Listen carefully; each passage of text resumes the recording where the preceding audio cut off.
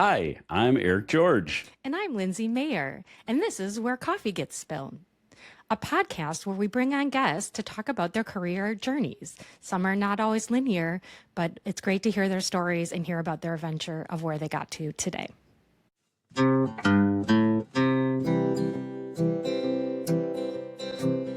Grab your cup, relax. You're not running late.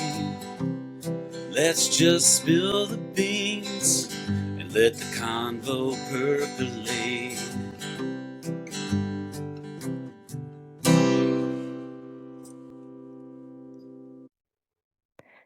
I want to have a huge warm welcome to Nancy Higgs, who's with us today. She is the owner and principal designer at Inside Designs, affordable interior design, because everybody deserves to come home and breathe a sigh of relief. And I'm really excited to hear about your story, Nancy, of where you've been and where you are right now. Thanks for having me. I'm very excited to be here. Welcome. I gotta say, I like the sigh of relief bit there. It took me a minute when I was seeing the name of the business. I'm like, I think am I reading this wrong? Like, what's wrong with me? And then the tagline was like, oh, I love the little aha moment that's built into that. Thanks. I'm curious, how did you think to pronounce the name at I first? I thought it was a typo at first. I'm like, incited, like, Excited. and then Yeah. I did get to inside, but I was still kept on hearing it as like sighing, Mhm. and Yeah. then the tagline, and then everything came together from Well, there. I'm glad you enjoy it. Thank you. Yeah, I'm not always the brightest bulb, so it took me a minute.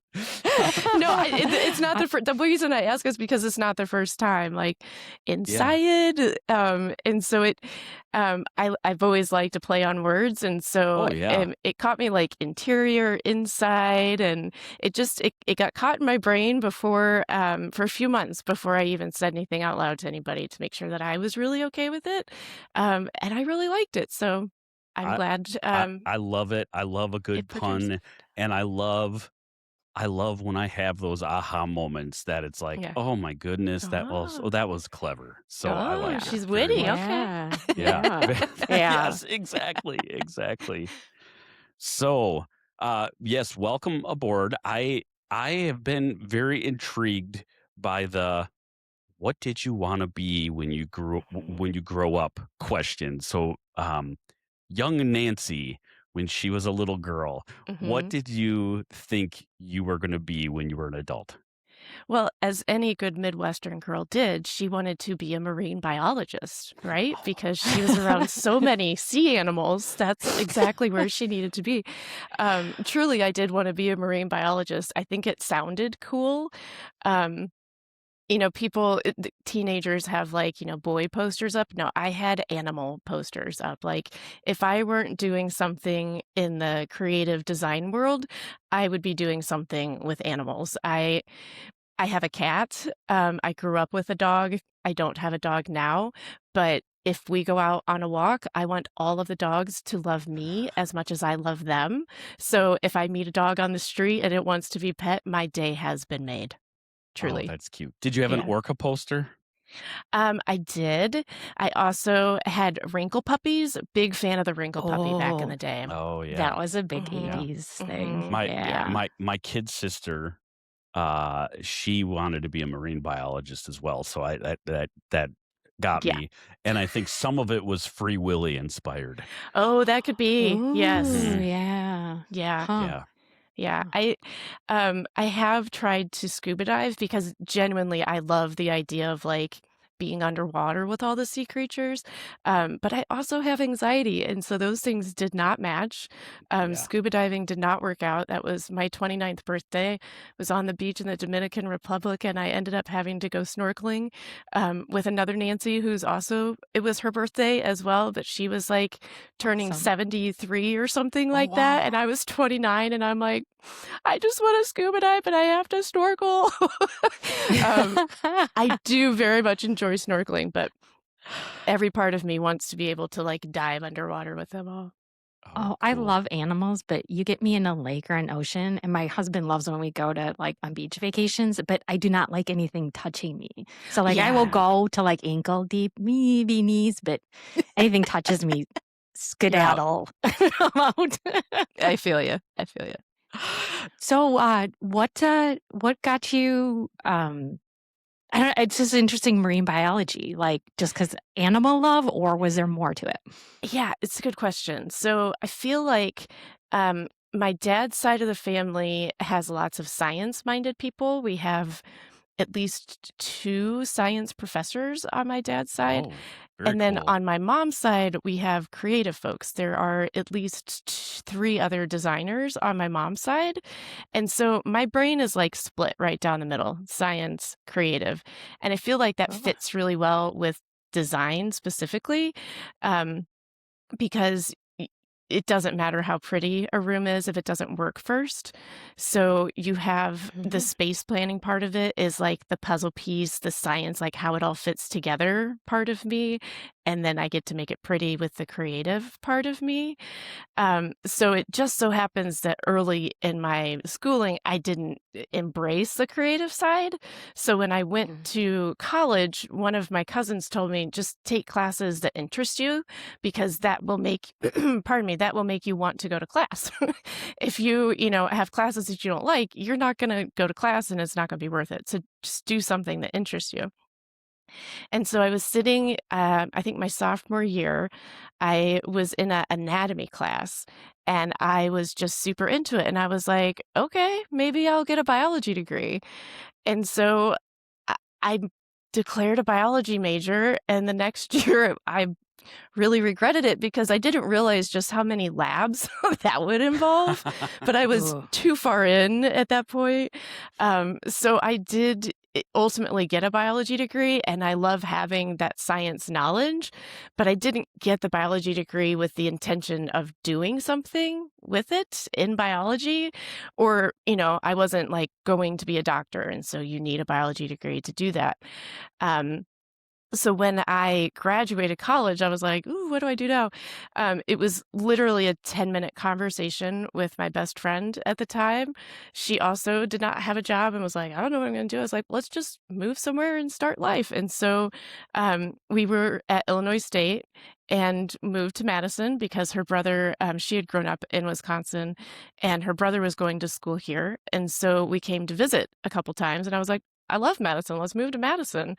And so the job that I got in Madison was insurance claims. That does not fit with biology, but I was like, whatever. I don't know what I want to do yet. So I'll a year or two and I'll figure it out. Um, so a few years in, actually, the company that I was working for, it was closing our office. And so it was moved to Milwaukee or lose your job. And I was 25, I think, at the time. Oh, wow. And I was like, I don't know what else I want to do yet, so I guess I'll go to Milwaukee. And so I moved to Milwaukee, and at that point, I also realized that maybe I wanted to be an ultrasound tech. Like maybe that was the one thing that I would do with my biology degree. And so during my time in Milwaukee, I would work in the call center all day, and then I would go volunteer at the hospital at night to get my patient hours in so that I could apply for ultrasound school. Um, I learned during that time that I am not meant to touch the public intimately. So I am not cut out for ultrasound tech work. So that was a good and bad experience, essentially. So right around that time, I was still working auto claims in Milwaukee and literally hated every day of my life. Like I wanted to call in to work sick every day. Like I hated my job.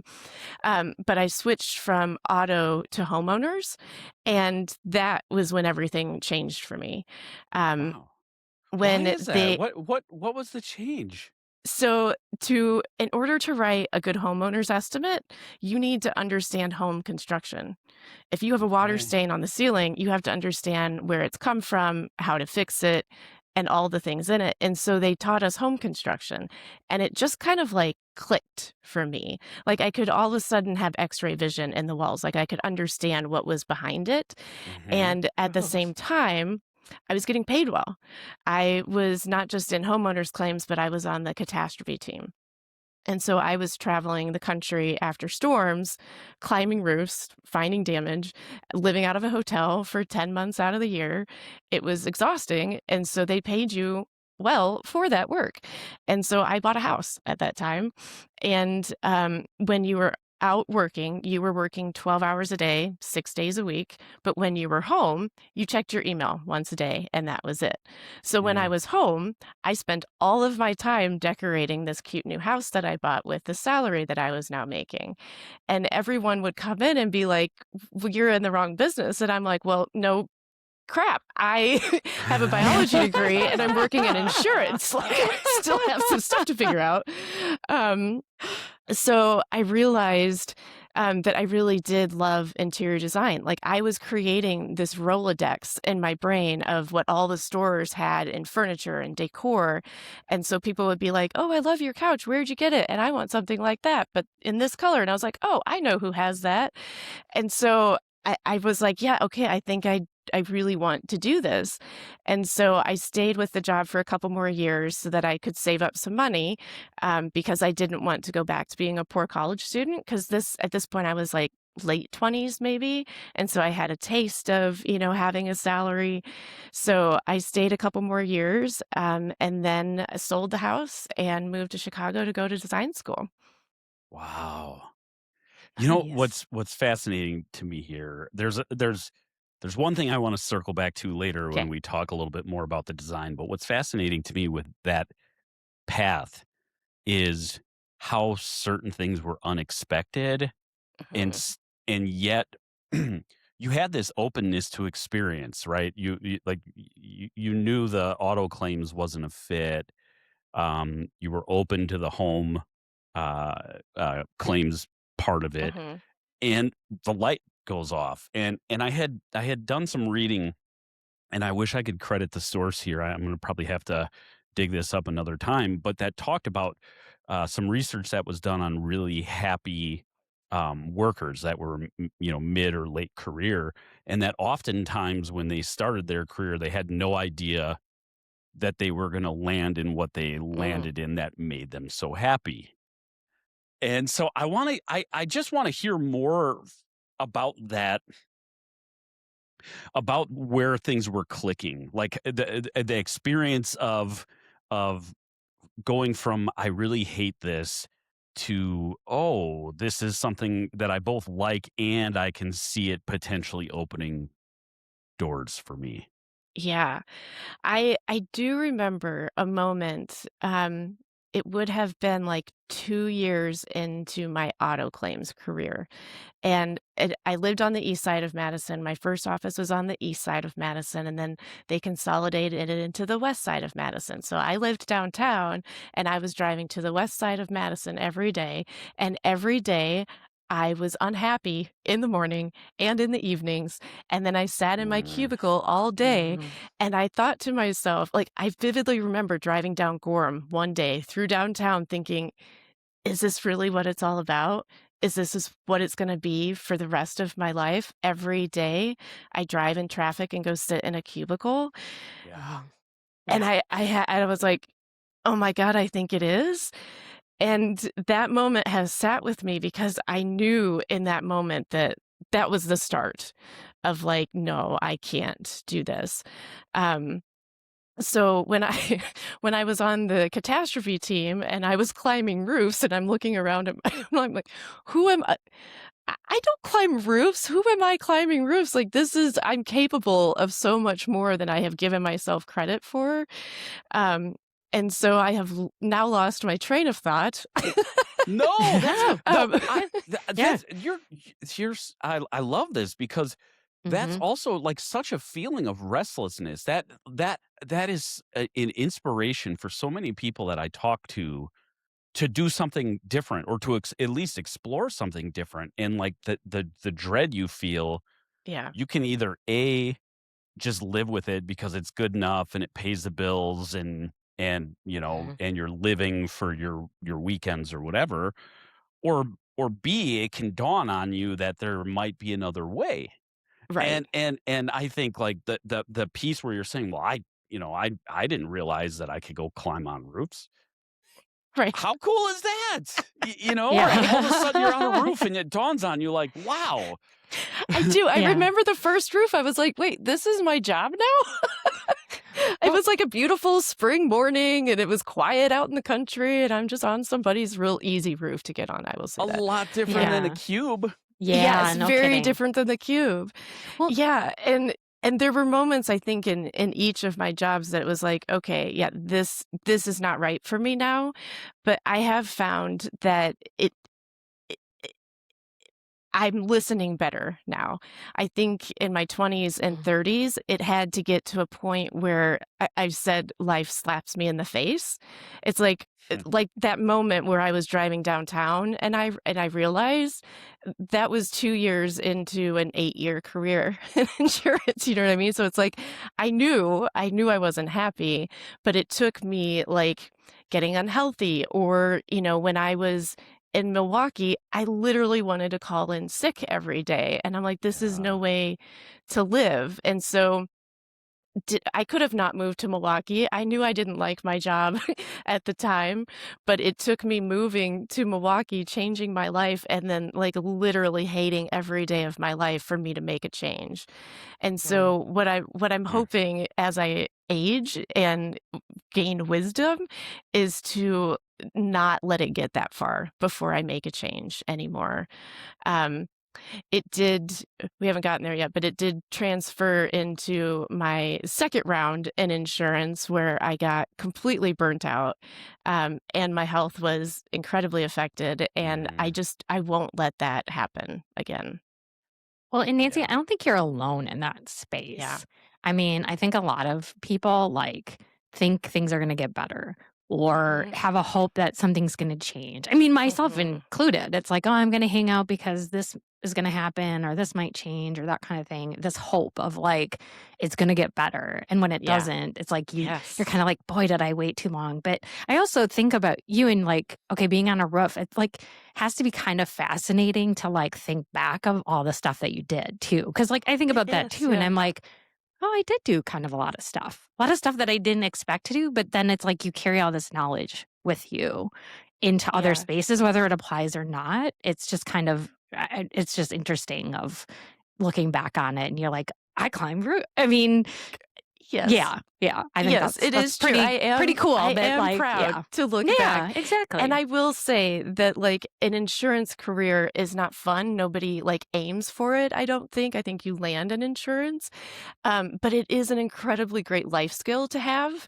So I know about auto insurance, I know about homeowners insurance, and those are very important things to know, and I can help my Mhm. friends and family, like, navigate experiences. So I am very grateful for that.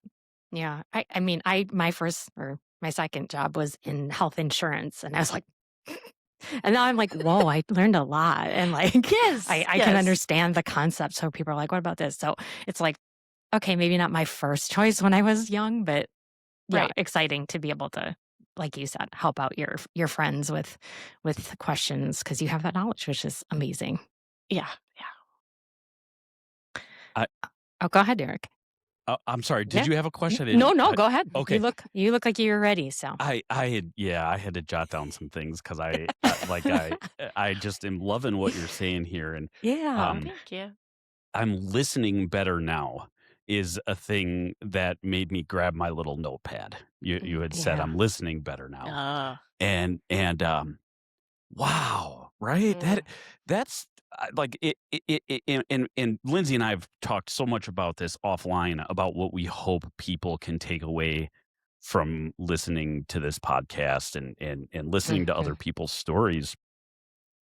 That is something that I think is worth emphasis and worth stressing to folks here that you have a choice whether you listen to yourself or not, and you're going to be Mhm. given all sorts of Mhm. signals. You're going to be unhealthy at times. You're going to be disinterested. You're going to be bored. You're going to be miserable.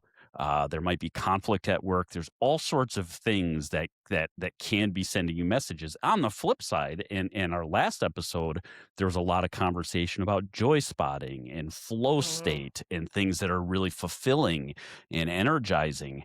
And I think again, I'm emphasizing here on my coach slash dad hat is going on, and so I apologize for that. Bear with me. I just think it's worth the emphasis to say, if you're willing to receive those messages, those are great data points. Those are great Mhm. bits of information that can help guide you. And so, with that, you've kind of guided us up to the point where you've done, a couple different roles in the insurance world, and then you went to design school. So I let's did. pick up that story from Yeah. there and start working a little bit more towards today. I did, yeah. So, that house was in Bloomington, Illinois, which is where I also went to college, so I was familiar with it. I had a lot of friends in Chicago, and there was a fun design school there, and so I sold the house in Bloomington, and I went to school in Chicago. To back up just a second, I grew up in a log cabin in the middle of cornfields in central Oh, Illinois, wow. and so Chicago was it was like small town girl going to the big city, like, it Mhm. was a lot. And I love Chicago as a city. I love knowing it, but I knew pretty early in, that it wasn't going to be a long-term stint for me. I kind of felt like I couldn't catch a full breath there, whether it was the smog that I saw from the train platform or just, the constant, humdrum of noise. Yeah. Again, I love Chicago. I loved my school experience. I loved all the people that I met there, but I knew that it wasn't for me long term. And one of the key moments is when I was interning for a high end designer in Chicago, and I watched somebody spend $30,000 on fabric for a custom sofa. Now, this was in 2009. Probably. So Yeah. who knows what that would be now. Now, this is not the frame of the sofa, which also is uh, thousands of dollars, but just the fabric to put on it. And this same person came in and said, "I know I have some outstanding invoices. I'll just write a check." And we were like, "It's $180,000." And she's like, "Okay." And my mind was blown. And Wow. I couldn't, like, I grew up in a log cabin in the cornfield. We did not have $180,000 in our checking account. I could not identify with that level of spending when it came to design work. And so that was one of those defining moments that I was like, this particular world is not for me. And so I never wanted to leave Madison in the first place, when I moved to Milwaukee and kind of started that 7-year tour away. And so I knew as soon as I decided that Chicago was not for me, that I was going back to Madison. And Mm. so literally the week after I graduated, I was moving back to Madison, like hauling my stuff at the end of December Wow. 2008 after a Oof. big snowstorm because I literally could not wait to get back to Madison. So I got settled in, and I found a job with a remodeling company. And I will just say that it was a complete culture change from having worked for a big insurance company. Um, Small town construction companies are very, very different. Yeah. Um, and ultimately not a good fit for Nancy. Mm. It was the unprofessionalism of it was just really off-putting for me, along with the real lack of organization. And so I worked for a couple other remodelers and unfortunately found similar experiences. And Mm. so I was like, how can I do this? Like, I was grateful to have the experience of like knowing the remodeling process and, all of that. But how can I still make this work in my own in my own way, essentially. And so when I was in school, this was again like 2008, 2009. This was when HGTV was really like coming popular, and like people were flipping houses. And at first I was like, yeah, I'm going to flip houses. But also we know what happened in 2008. Yeah. So I did not flip houses. um, but I was like, I want to make design affordable for people. How can I do this? And so I was like, well, we'll bring it to the internet. And so people can send me photos and measurements from wherever they are, and I can design it and then give them the pieces that they need to put it back together. So like assisted DIY, essentially. And Sure. so I started my first online interior design program or business called Pure and Simple Online Interior Design. Nancy only charged $350 for entire rooms back then because she cared too much about it being affordable for folks. And so it did not last, unfortunately. So that was, I think, 3, maybe 4 years of trying to build that business and working at one time 3 part-time jobs, just trying to stay afloat. And I was a wreck. I was broke, and I was just not happy with any aspect of my life. And so I ultimately landed back in claims because it was what I knew, and it could bring me a salary that could support me. So I did that for almost 7 years before I fully burnt out, screaming into the wind, like you were saying, that trying to make change, Lindsay.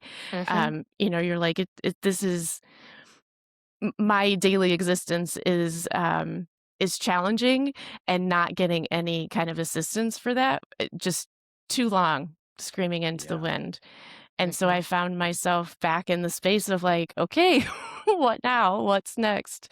And I was really grateful at that point to be in a relationship and be supported so that I could take some time to kind of figure that out.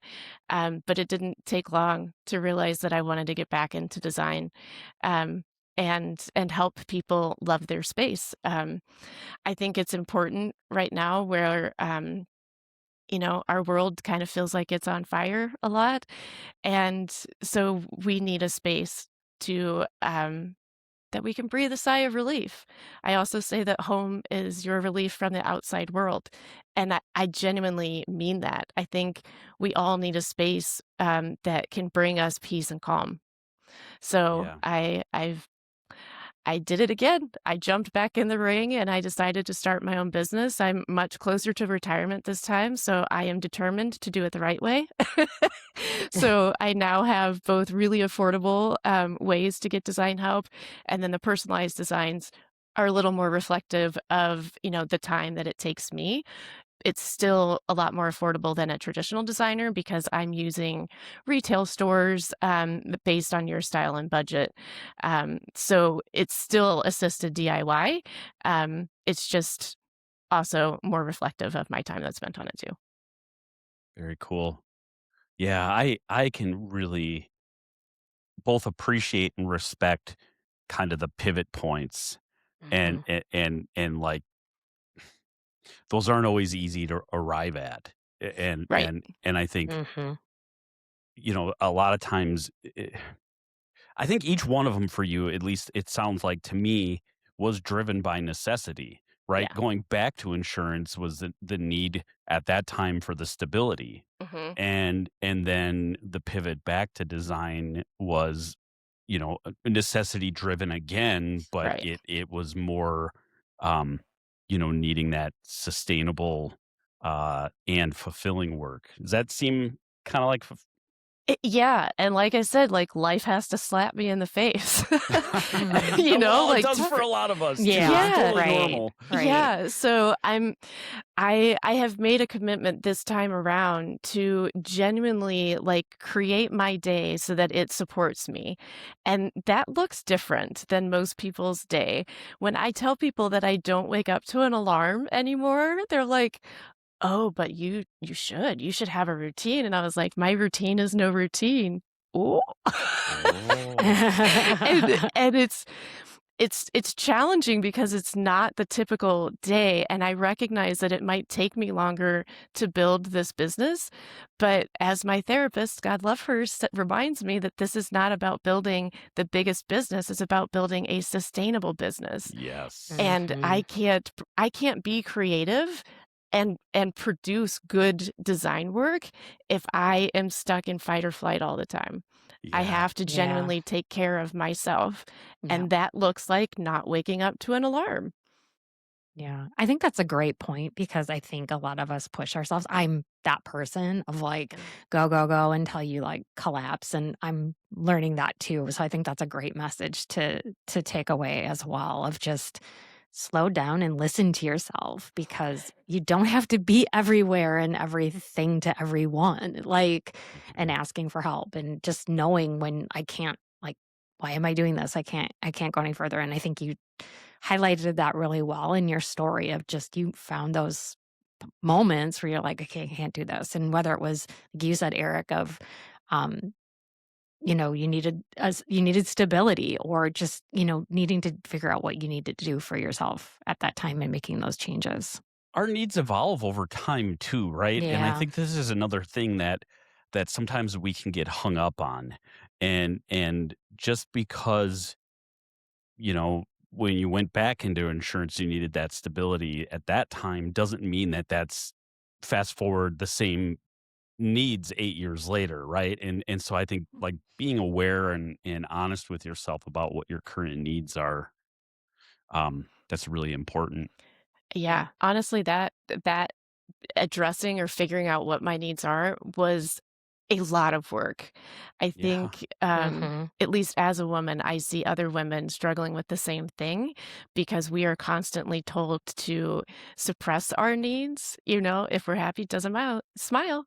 you know? Yeah. And so, like, Yeah. I think there's a lot of conditioning, our whole lives to not address our needs. And so that honestly took a lot of work for me, and a lot of unlearning, like you were saying, Lindsay, of like, I need to go, go, go. I need to be. I'm an entrepreneur. You got to work 60 hours a week. And it's like, do you? Does it have to be that way? Yeah. Hmm. And to question those things um, can be challenging. Yeah. No, that's a good.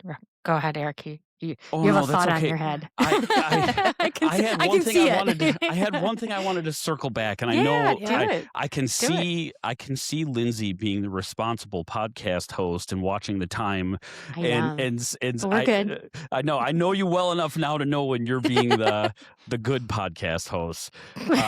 But I wrote down form versus function early Mm, in your conversation here because I was thinking about your science mindedness and yeah. your creative mindedness, and I was thinking, oh, this is a form versus function, or maybe it's not even versus, maybe it's form and function in Hmm. your case. Hmm. And I think that I love like that. as we've gotten to learn a little bit more about your journey, I don't know. It seems like both sides of your brain have been present throughout. Hmm. And at the times where one is perhaps out of balance, it seems like maybe that's when it's not working for you. How does that feel to Yeah. you? Does that resonate with you at all? It Or does. It does. I also have struggled with like variety. I've said I need variety, like going back to that, I'm driving across town every day, sitting in the same cubicle. Like I like having variety in my day. And Mhm. so this where I'm at now really does fit that because my projects are different. Mhm. My days look different, whether I'm recording my first podcast or I'm out networking or I'm meeting with a client. Like every day looks different and Mhm. my work has variety. I do get to really engage both sides of my brain. Space, if someone just wants me to do space planning, I'm all for it. So, like if somebody wants me to do the creative side, I'm like, okay, but can we spend a minute like just with space planning? Because it doesn't matter how cute that chair is. If it's too big and you run into it every time you walk into the room, you're going to hate the Oh, chair. what a good I example. love Yeah. yeah, I'm glad you circled back to that Yeah. because that was one of the things that I wanted to make sure you brought up because I love the form versus function piece of just yeah, you may see this thing and it's like super cute and you want it, but it's like if it doesn't fit where you're and I think that's a great point that like people buy like, "Oh, I love this. I think it would look great in my house." And then you bring it there and you're like, "Ugh, maybe not." Maybe not. Like you hate And it or you bump into it or that kind of thing. yeah, and genuinely, that was one of the things that brought me to where I am because I did a lot when I was on the catastrophe team, I went into a lot of homes, and so I saw that a lot of people just need a little bit of help, and I do not mean that judgmentally at all whatsoever. It's the too big chairs, like, legitimately, everybody's furniture is too big. That is a broad stroke, I recognize that, but most people's furniture is too big, and so it's like if your space, like, supports you better physically, then we can make it pretty. But that is the most important piece. It has to work first, then we make Yeah. it pretty. Yeah, And that's and great. and honestly, like I think that, if we're adding additional meaning to something that is just, a couple of words, form versus function, um, it really isn't it's not an either or for you. And I think Mm-mm. many pieces of our own identities, personal, professional identities, etc., um, aren't either or. We have Mm, we mm, we're made of multitudes, right? And mhm, and mhm. um, they all deserve to be expressed as needed, and as desired. And I think just the way your scientific and technical brain works in unison with the creative brain. They aren't different. It's the same brain. And I Yeah. just think that's neat. Yeah. So I'll pass it over to Lindsay for Yeah. wrap up questions here because Yeah. otherwise I we'll was have another you hour of talking about You this stuff. you know me so well. I was just gonna say this has Yeah. been great, Nancy. I love that you shared your story with us. I think it's awesome. Thank you. Before we close this out, I just want to ask you one question of if you could leave our listeners with one piece of advice, what would you give them? Oh, geez. Okay. Um, Just simple. Don't make it too hard. Whatever one comes to piece of mind. advice. Start with one room, one corner of one room. Just find a space in your house that can make you happy. You need to have at least one little space that you can go to that makes you smile every time you see it. I Love it. love that. I love that. That's awesome. Well, thanks again. Well, thank you so much for joining us, Nancy. Thanks for having me, truly. It was such a pleasure. You two are just incredible. I have enjoyed listening to the previous episodes, and I'm excited to share this one too. Oh, well, thank you. We appreciate that. And thank you for teeing that up for us too, because if you are following this, please tell your friends. If you aren't following us, please follow us, like us, share comments. We'd love to hear from all of our listeners or soon to be listeners, because we want to make this the best podcast we can. Thank you very much for Yep. listening. We will See. see you all next week. Yep. See you next week. Cheers. Thanks. Bye bye. Bye. Oh,